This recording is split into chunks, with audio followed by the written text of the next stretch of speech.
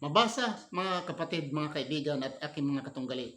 Mark 16, verse 17 to 18. Okay, basahin niyo ito sa English.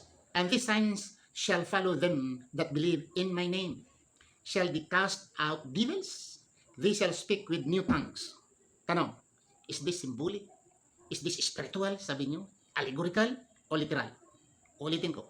And these signs shall follow them that believe in my name. Shall they cast out devils? They shall speak with new tongues. Okay.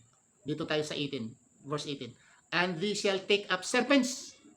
And if they drink and any deadly thing, it shall not hurt them. They shall lay hands on the sick and they shall recover.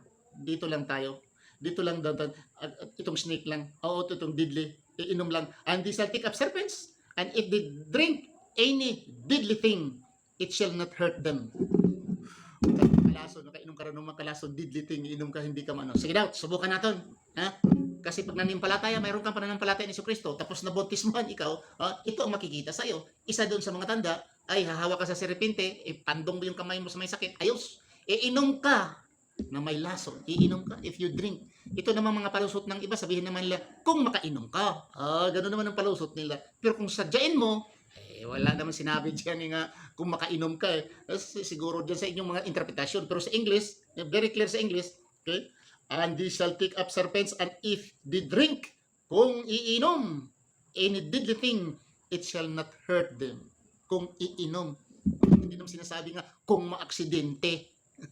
Ala, sige, inom ng deadly thing. Tingnan natin kung sinong burot ang tiyan. Di mo magbuto yung tiyan sa pulidol ninyo o sa pati, inom mo ninyo.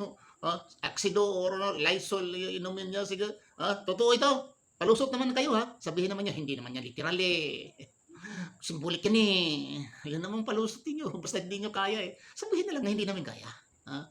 Ayawan ko ba kung sino nagsulat yan. Okay mga kapatid? Okay. Lusot. Mabasa sa Marcos 16, versikulo 17 hanggang 18. Assalamualaikum warahmatullahi wabarakatuh.